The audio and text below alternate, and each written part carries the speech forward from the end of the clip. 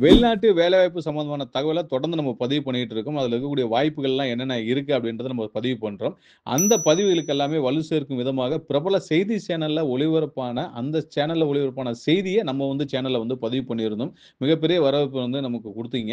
காரணம் என்ன அப்படின்னா, நம்ம சொல்லக்கூடியது தான். ஒரு இடத்துல இருக்கக்கூடிய வாய்ப்புகள் எண்ணிக்கைகள்லாம் சொல்றோம். சில இடத்துல 1,00,000 இருக்கு, 2,00,000 இருக்கு, வேலைவாய்ப்புகள் வந்து இருக்கு, இந்த துறையில இருக்கு அப்படின்றதெல்லாம் நம்ம வந்து சொல்லியிருக்கோம்.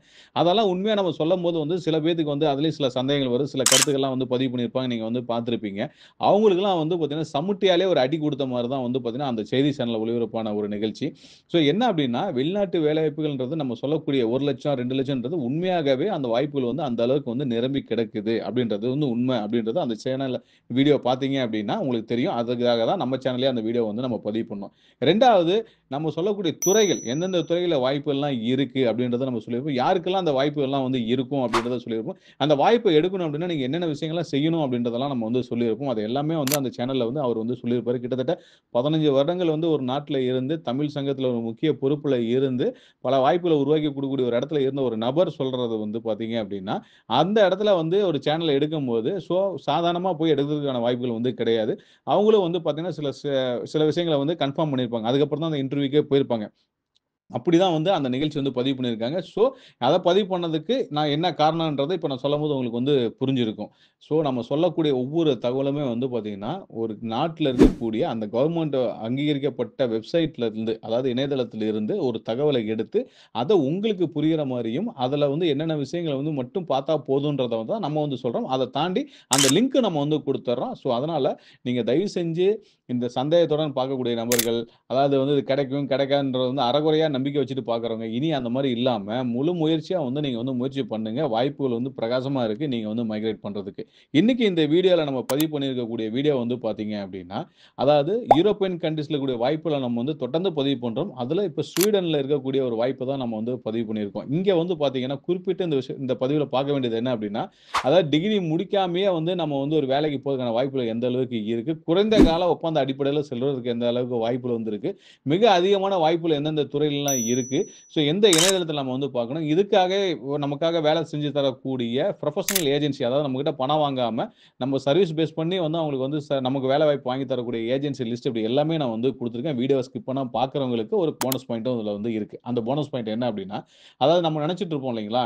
அதாவது இந்த துறைக்கு வந்து கம்பல்சரி டிகிரி இருந்தா மட்டும் தான் நம்மனால மைக்ரேட் பண்ண முடியும்னு நீங்க நெனச்சிட்டு இருந்த சில துறைகள் என்ட்ட கன்சல்டிங்ல வந்து கேட்ட துறைகள் கூட, இப்ப அதுக்கு வந்து அனுபவம் இருந்தா மட்டும் போதும். நீங்க அந்த துறைக்கு அப்ளை பண்ணலாம் அப்டின்றத வந்து சொல்லியிருக்காங்க.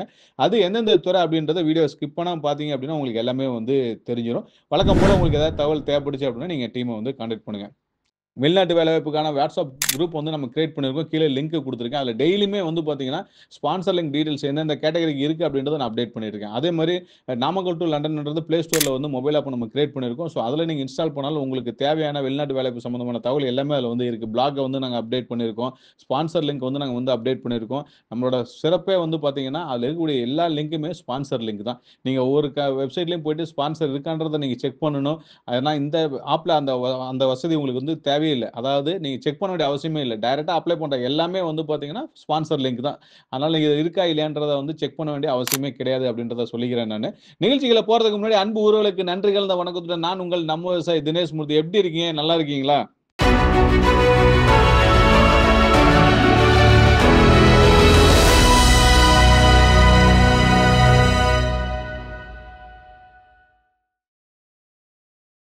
2025 ப்ளூ கார்டுக்கான முக்கியமான மேம்படுத்தல்கள். ஸ்வீடனின் வேலை செய்வது எளிதாகிறது.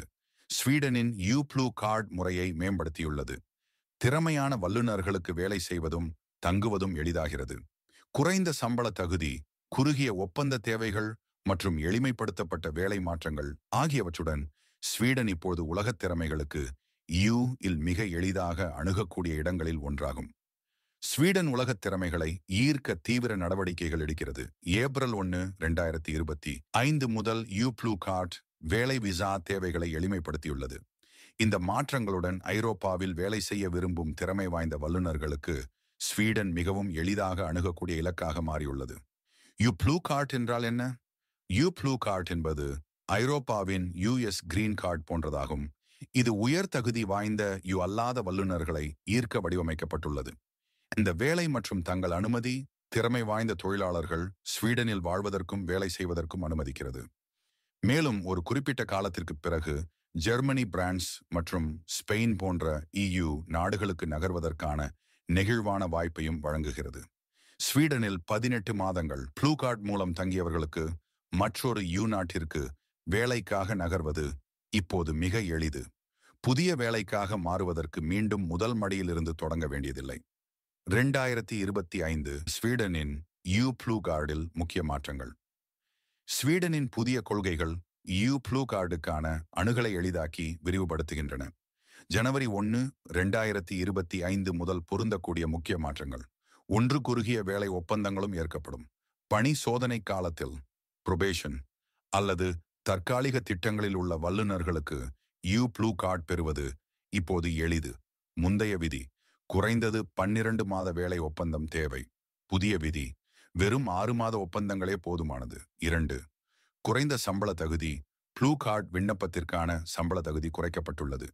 இப்போது சராசரி சம்பளத்தின் 1.25 மடங்கு மட்டுமே தேவை. இது நடுத்தர திறமையான வல்லுநர்களுக்கும் வாய்ப்பு அளிக்கிறது. முந்தைய விதி சராசரி சம்பளத்தின் 1.5 மடங்கு தேவை. புதிய விதி சராசரி சம்பளத்தின் 1.25 மடங்கு மட்டுமே போதுமானது.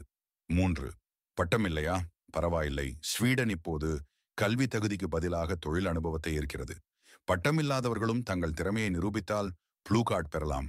பாரம்பரிய பட்டம் இல்லாமலும் விண்ணப்பிக்கலாம். 5 ஆண்டுகள் மேல் தொழில் அனுபவம் உள்ளவர்களுக்கு வாய்ப்பு. திறன் அடிப்படையிலான தகுதி முறை. 4 வேலை மாற்றம் இப்போது மிக எளிது. ப்ளூ கார்டு வைத்திருப்பவர்கள் முதலாளி அல்லது பணியிடத்தை மாற்றுவதற்கு மீண்டும் விண்ணப்பிக்க தேவையில்லை. மைக்ரேஷன் ஏஜென்சிக்கு ஒரு எளிய அறிவிப்பு மட்டுமே போதுமானது.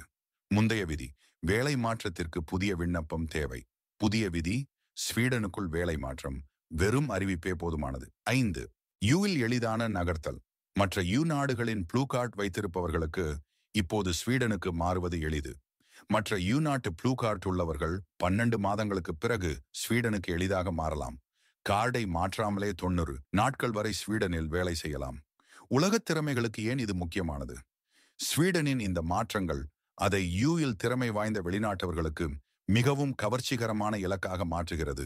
குறிப்பாக ஐடி மற்றும் மருத்துவத்துறை, பொறியியல், பசுமை ஆற்றல். முக்கிய நன்மைகள்: குறைந்த சம்பள தகுதி, அதிக வல்லுநர்கள் தகுதி பெறலாம். நெகிழ்வான வேலை ஒப்பந்தங்கள், 6 மாத ஒப்பந்தங்களும் ஏற்கப்படும்.